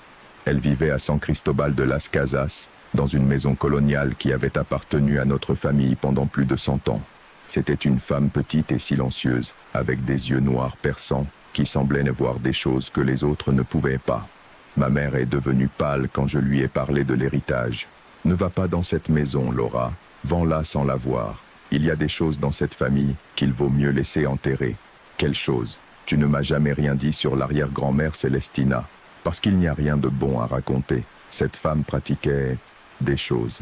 Sorcellerie, magie, je ne sais pas exactement. Ma grand-mère m'a averti de ne jamais m'approcher d'elle plus que nécessaire. S'il te plaît, Laura, vends juste la maison et oublie tout ça. Mais j'étais curieuse par nature. Et l'idée d'avoir une propriété à San Cristobal, une belle ville touristique, était trop tentante pour être ignorée. Alors, pendant les vacances d'été, j'ai voyagé à Chiapas pour voir mon héritage. La maison était dans le quartier le plus ancien de la ville, dans une rue pavée étroite entourée de constructions coloniales. Elle avait 2 étages, avec des murs épais en adobe, peints en jaune décoloré, et une cour centrale avec une fontaine sèche couverte de mousse. Les fenêtres avaient des grilles en fer forgé, et la porte principale était en bois massif sculpté de symboles que je ne reconnaissais pas. Le notaire m'a remis les clés avec une enveloppe scellée. Votre arrière-grand-mère a laissé ceci pour vous. Instructions spécifiques pour n'ouvrir qu'après sa mort. J'ai ouvert l'enveloppe. À l'intérieur, il y avait une lettre écrite d'une main tremblante. « Laura, si tu lis ceci, je suis mort, et la maison est maintenant à toi. Mais avec la maison vient une responsabilité que notre famille a maintenue pendant 5 générations. Dans la chambre du 2e étage, celle au bout du couloir, tu trouveras une porte scellée. Derrière cette porte se trouve quelque chose qui doit rester fermé. C'est un fardeau, mais aussi une protection. Jamais, en aucune circonstance, n'ouvre cette porte. Si tu le fais, tu libéreras quelque chose que j'ai contenu pendant 70 ans. Si tu décides de ne pas accepter cette responsabilité, vends la maison. Mais assure-toi que le nouveau propriétaire comprenne. Cette porte ne doit jamais être ouverte. Ta arrière-grand-mère, Célestina. » Un frisson me parcourut en lisant. Quel genre de choses devait être gardé scellé pendant 70 ans? Mon scepticisme naturel suggérait que mon arrière-grand-mère avait simplement été une femme superstitieuse, peut-être avec de légers problèmes mentaux dans sa vieillesse. Il y avait probablement un objet sentimental ou des documents familiaux embarrassants qu'elle voulait garder cachés. Je suis entré dans la maison avec ma valise, déterminé à passer quelques jours à évaluer la propriété avant de décider si je devais la vendre ou la garder. L'intérieur était étonnamment bien préservé. Les meubles étaient anciens mais solides. Il y avait de l'électricité et de l'eau courante. Et bien que tout soit couvert de poussière, la structure semblait en bon état. Le premier étage avait une grande salle, une salle à manger, une cuisine avec un poêle à bois et une petite salle de bain qui avait été ajoutée plus récemment. Je montais les escaliers en bois qui craquaient sous mon poids. Le deuxième étage avait 3 chambres. Les 2 premières étaient des chambres normales avec des lits anciens, des armoires et des fenêtres donnant sur la rue. La 3e chambre, au bout du couloir, était différente. La porte était recouverte de symboles peints en rouge.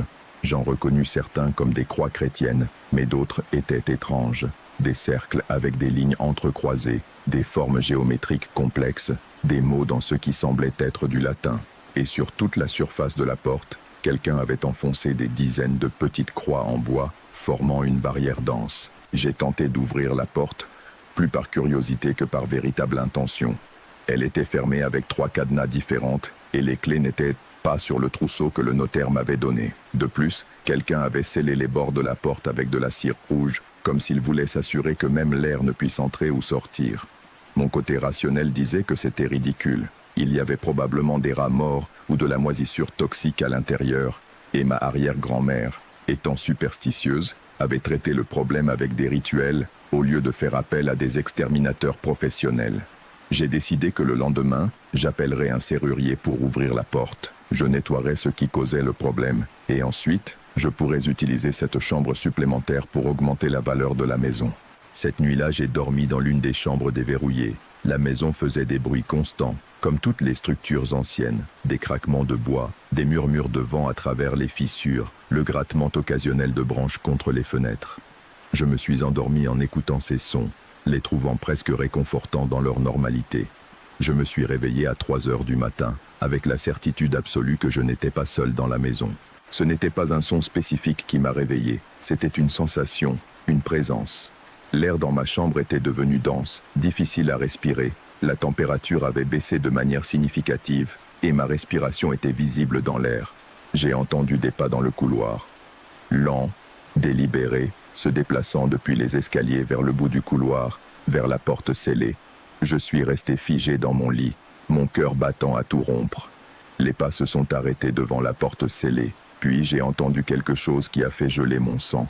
Le bruit de quelqu'un essayant d'ouvrir la porte de l'intérieur. La poignée tremblait violemment. Quelque chose frappait le bois de l'intérieur. Chaque coup plus fort que le précédent. Les cadenas tintaient, les croix en bois vibraient. Et une voix, basse, rauque, suppliant. « Laisse-moi sortir, s'il te plaît. Je suis ici depuis si longtemps. Laisse-moi sortir. » Je me suis forcé à sortir du lit, tremblant. J'ai pris mon téléphone, allumé la lampe de poche, et j'ai regardé prudemment dans le couloir.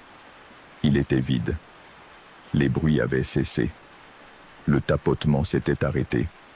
La porte scellée était exactement comme je l'avais laissée, sans changement, mais je pouvais sentir quelque chose derrière elle, une présence consciente, attendant, observant. Je suis retourné dans ma chambre et j'ai passé le reste de la nuit avec les lumières allumées, la porte fermée à clé et ma valise prête à côté du lit, au cas où je devrais fuir rapidement.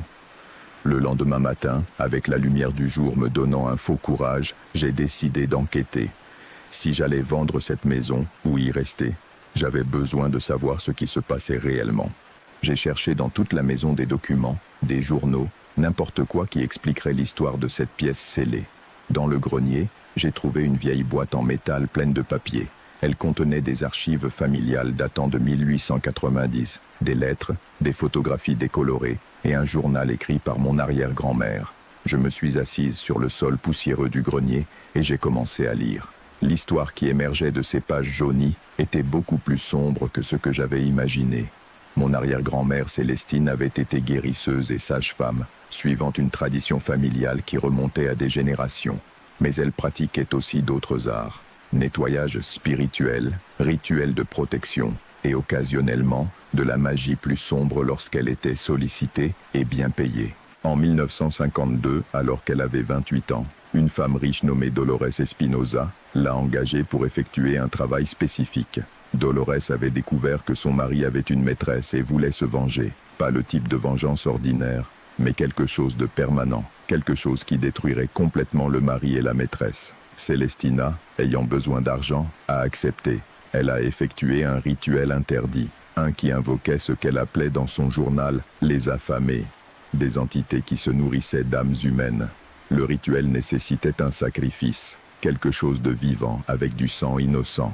Célestina a sacrifié un agneau nouveau-né, versant son sang dans un ancien miroir en argent, tout en récitant des mots dans une langue qui n'était pas l'espagnol.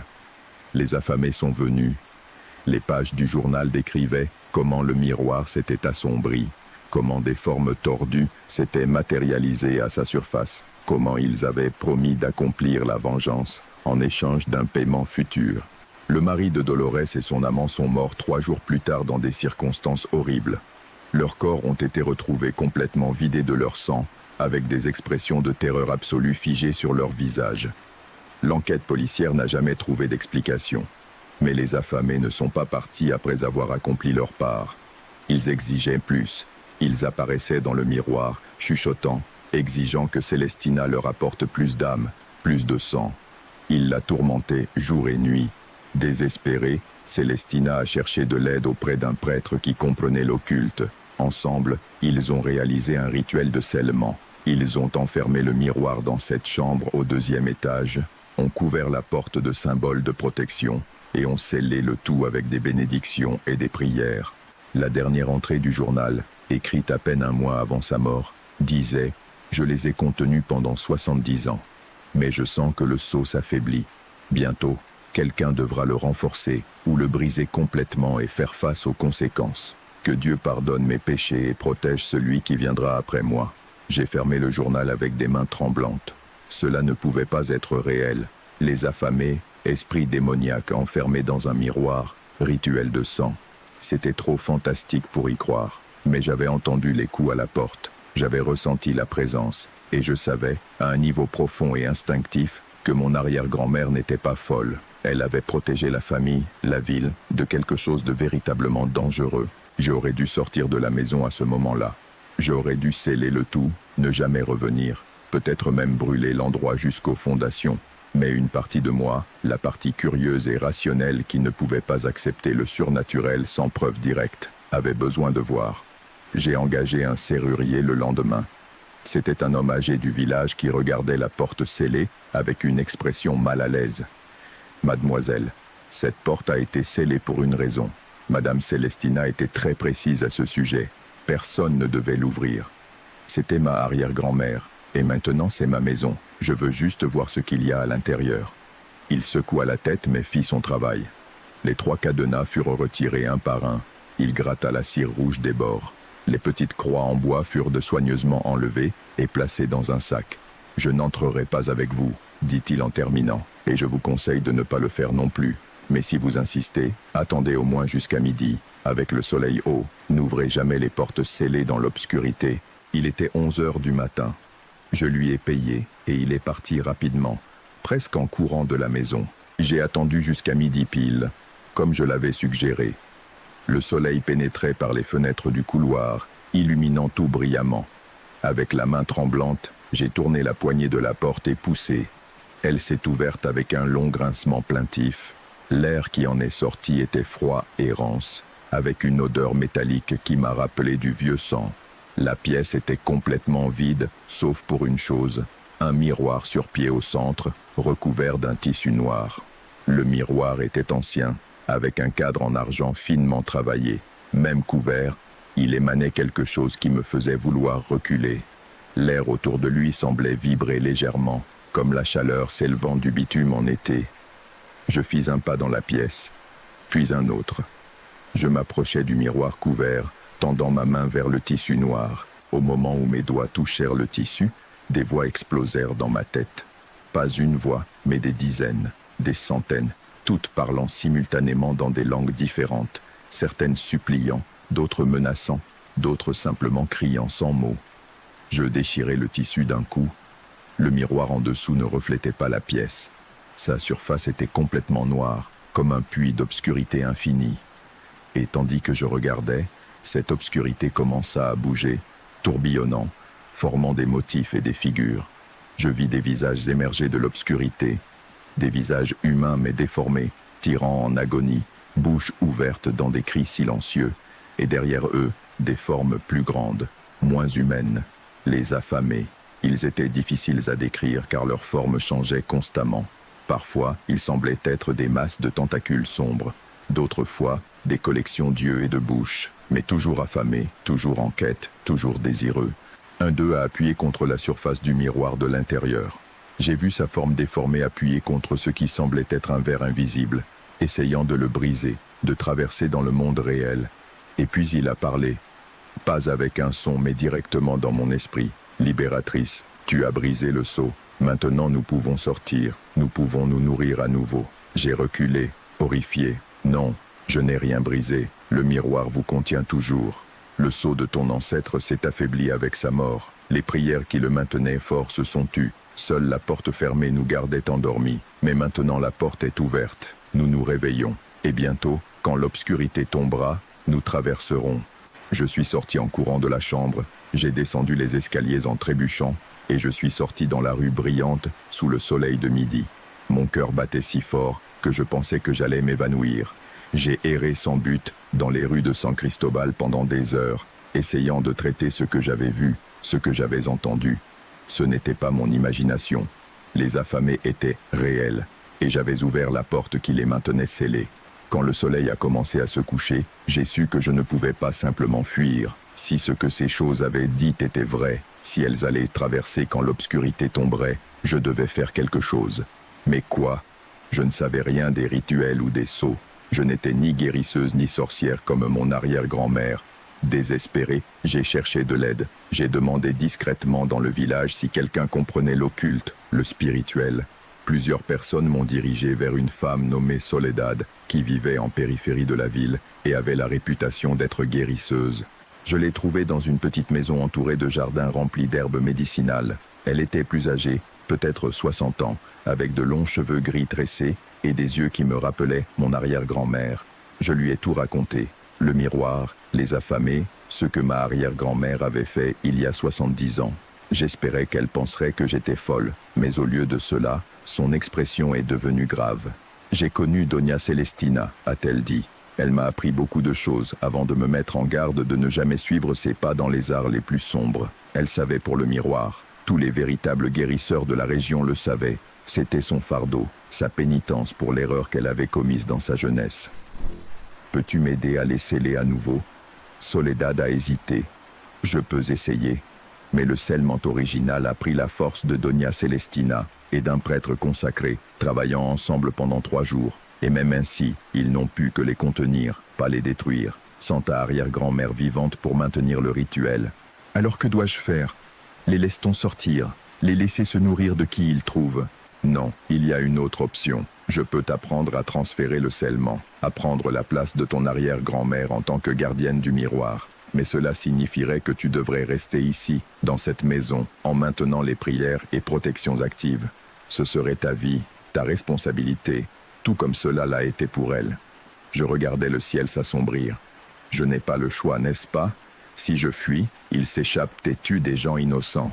Il y a toujours un choix, Laura. Mais certaines options ont des conséquences que nous ne pouvons pas vivre. Nous sommes rentrés dans la maison ensemble juste au moment où le soleil se couchait complètement. Je pouvais sentir la différence immédiatement. L'air à l'intérieur de la maison était chargé, vibrant d'une énergie maléfique. Les affamés étaient éveillés et actifs. Nous sommes montés au 2e étage. La porte de la chambre scellée était complètement ouverte maintenant, bien que j'étais sûr de l'avoir fermée en sortant. Le miroir brillait d'une lumière propre, pulsant comme un cœur. Les formes dans le miroir s'enfonçaient contre la surface avec plus de force maintenant. De fines fissures commençaient à apparaître dans le verre. Nous n'avions pas beaucoup de temps. Soledad travaillait rapidement, traçant des symboles sur le sol avec de la craie bénie, allumant des bougies, brûlant des herbes qui remplissaient la pièce d'une fumée âcre. Elle m'instruisit de m'agenouiller au centre d'un cercle qu'elle avait tracé.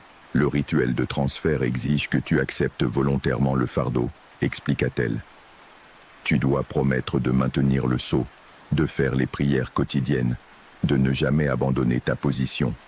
C'est un serment contraignant, non seulement envers les humains, mais aussi envers les forces spirituelles. Comprends-tu? Je comprends. Et acceptes-tu? Je pensais à ma vie à Mexico, mon travail en tant qu'enseignante, mes amis, mon appartement, ma liberté. Tout cela devrait se terminer si j'acceptais cela. Je serais lié à cette maison, à ce village, maintenant en veille constante sur un miroir maudit. Mais si je refusais, les gens mourraient. Les affamés se nourriraient, et tout serait de ma faute d'avoir ouvert cette porte. J'accepte, dis-je. Soldad commença à chanter dans un mélange d'espagnol, de latin et de ce qui ressemblait à une langue indigène ancienne. Elle me fit répéter des mots que je ne comprenais pas complètement. La fumée des herbes tourbillonnait autour de nous dans des motifs qui ne suivaient pas le flux normal de l'air. Le miroir a réagi violemment, les fissures sur sa surface se sont étendues. Les affamés à l'intérieur rugissaient, frappaient, essayaient de se briser complètement avant que le rituel ne soit achevé. J'ai senti quelque chose changer en moi. Une connexion se formait, invisible mais indéniable, entre mon âme et le miroir. C'était comme si j'avais pris racine dans cet endroit, m'attachant définitivement à la terre sous la maison. Les derniers mots du rituel sortirent de ma bouche, et une onde d'énergie explosa du cercle. Les fissures dans le miroir se refermèrent instantanément. La lumière pulsante s'est atténuée. Les affamés à l'intérieur reculèrent, repoussés dans les profondeurs du miroir, scellés à nouveau. Le silence qui suivit était absolu. La solitude cessa de chanter, la fumée commença à se dissiper, et je restais à genoux dans le cercle, ressentant le poids de ce que je venais d'accepter. « C'est fait », dit Soldad doucement. « Tu es la gardienne maintenant.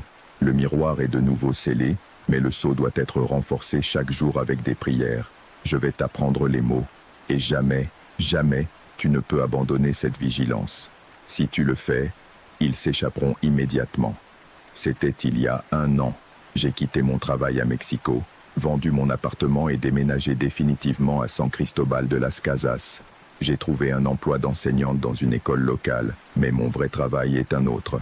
Chaque matin et chaque soir, je monte au 2e étage, j'entre dans cette pièce et je récite les prières de scellement. Je brûle les herbes spécifiques, je renouvelle les symboles de protection, je maintiens les affamés contenus. Parfois, je les entends chuchoter depuis le miroir, essayant de me tenter, de me persuader de les libérer. Ils promettent pouvoir, connaissance, richesse. D'autres fois, ils menacent, décrivent les choses horribles qu'ils me feront si jamais je baisse la garde. Je les ignore. J'ai appris à vivre avec leur présence constante, comme ma arrière-grand-mère l'a fait pendant 70 ans. Ma famille pense que je suis folle d'avoir déménagé ici. Ma mère ne me parle plus, furieuse que je n'ai pas écouté son avertissement. Mes amis de la ville ont cessé de m'inviter à les visiter quand il est devenu clair que je ne pouvais même pas partir pour un week-end. Mais j'ai trouvé une nouvelle vie ici. Les enfants que j'enseigne m'aiment. La solitude est devenue ma mentor et amie, m'enseignant davantage sur les arts de guérison traditionnels. Et il y a une étrange paix à savoir exactement quel est mon but, pourquoi je suis ici. Je suis la gardienne du miroir. Je maintiens les affamés en sécurité. Je protège le monde des erreurs commises par mon arrière-grand-mère il y a des décennies. C'est une vie que je n'ai jamais choisie, mais c'est la vie que j'ai maintenant. Et je la porterai jusqu'à mon dernier souffle, espérant que celui qui viendra après moi soit aussi fort que je devais l'être. Ainsi se termine l'histoire que Laura m'a envoyée. Elle m'a dit que l'écriture de cela faisait partie de son processus d'acceptation de sa nouvelle réalité. Elle vit toujours à San Cristobal, elle maintient toujours sa vigilance quotidienne. Si jamais vous avez hérité de quelque chose qui est venu avec des responsabilités que vous n'avez jamais attendues, partagez-le dans les commentaires. Parfois, les héritages familiaux incluent des fardeaux que nous n'avons jamais demandé à porter. Faites de doux rêves, et à la prochaine.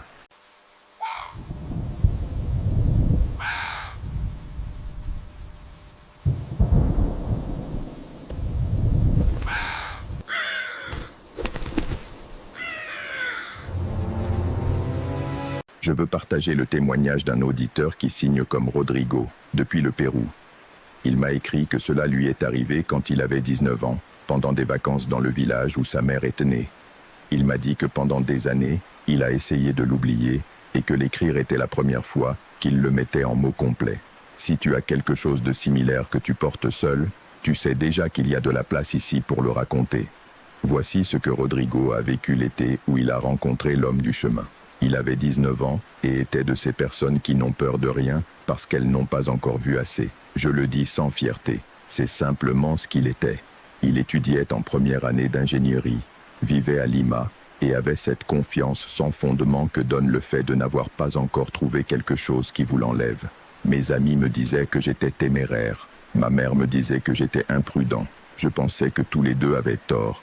Cet été, je suis allé passer 3 semaines à Huayco Viejo. C'est ainsi que j'appellerais le village où ma mère était née et où vivaient encore des parents que je connaissais à peine, car le déménagement à Lima avait eu lieu quand elle était très jeune et les liens avec cet endroit s'étaient maintenus mais à distance. C'est ma mère qui m'a proposé le voyage. Elle a dit qu'elle voulait que je découvre d'où venait la famille, que les parents demandaient après moi, que l'air de la montagne me ferait du bien après un an enfermé en ville. J'y suis allé avec l'attitude de quelqu'un qui rend un service. Je suis arrivé en bus, un long voyage qui s'est terminé dans un petit village perché à plus de 3000 mètres d'altitude. Les maisons en adobe, les rues en terre, le froid sec de l'altitude que aucun manteau de la ville n'est vraiment préparé à affronter. Ma tante Graciela, sœur de ma mère, m'attendait sur la place avec cette chaleur particulière des gens qui vivent à loin de la ville et qui, lorsqu'ils reçoivent des visiteurs, le font vraiment, sans réserve. Les premiers jours ont été tranquilles. Je me suis habitué au froid, à l'altitude qui au début me laissait sans souffle en montant n'importe quelle côte, aux horaires différents, au silence des nuits qui à Lima n'existent jamais. J'ai bien aimé les parents. La nourriture était bonne. Le paysage était de ceux qui font comprendre pourquoi les gens restent dans certains endroits. C'est au 4e jour que j'ai entendu parler du chemin de la Quebrada. J'étais dans la cuisine de ma tante Graciela quand 2 voisines qui étaient venues lui rendre visite ont mentionné avoir vu quelqu'un marcher sur ce chemin la nuit précédente, tard, quand personne ne devrait être là.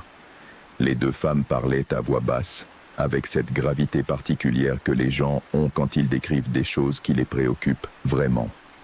« Quel chemin est-ce » ai-je demandé. Les 2 femmes m'ont regardé. Ma tante Graciela m'a aussi regardé. « Celui qui descend par la Quebrada vers la rivière » a dit ma tante. « Mais tu n'as rien à faire par là. » Pourquoi ?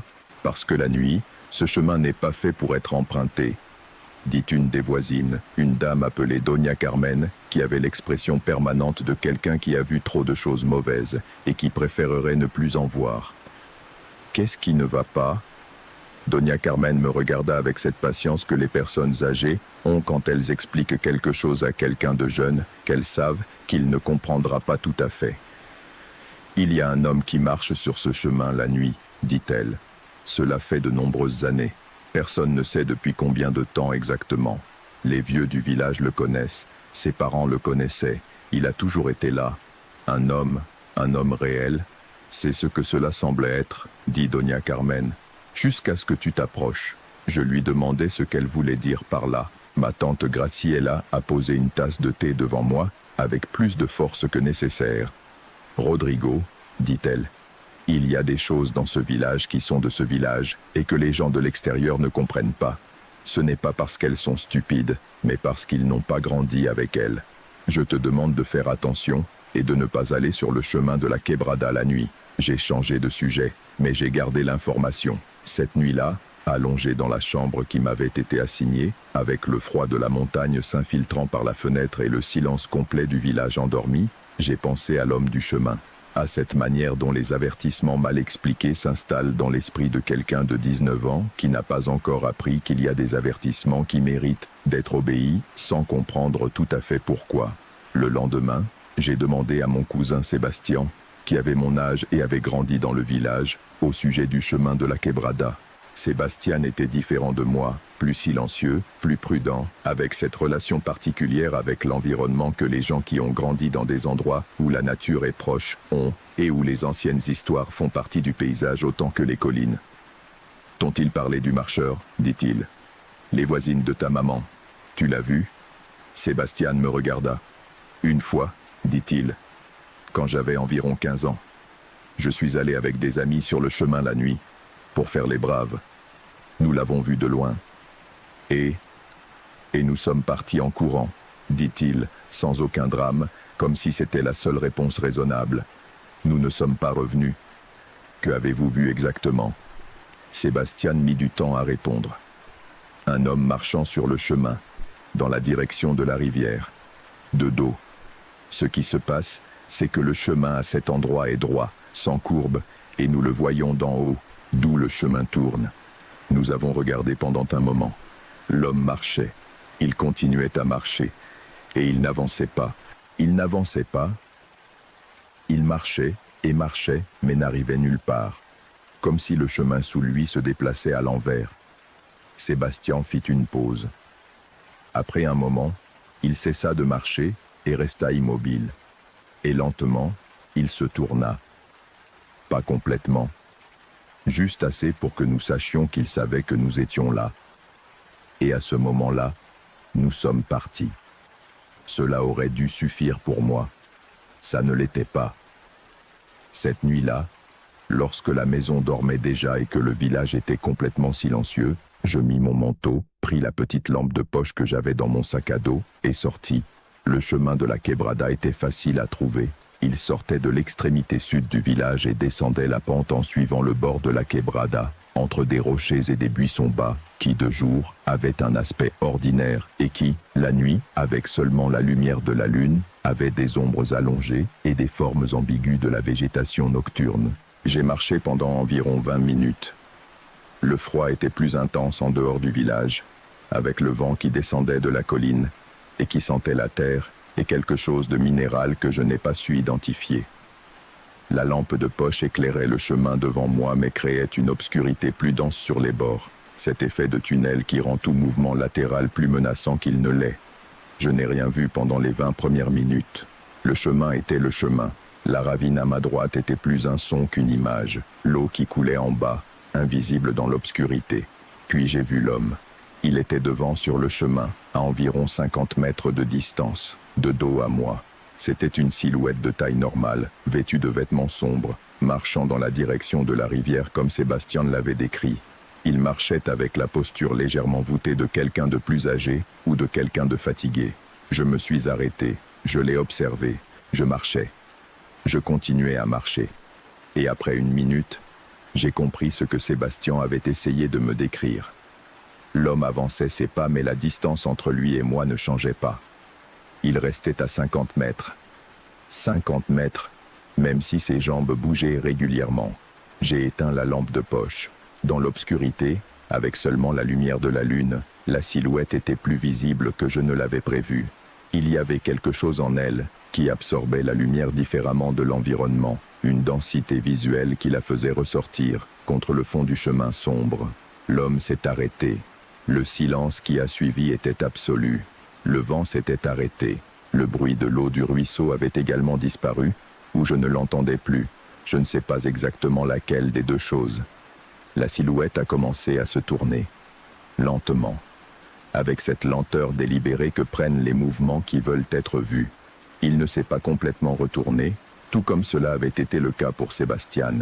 Il s'est tourné juste assez pour montrer le profil.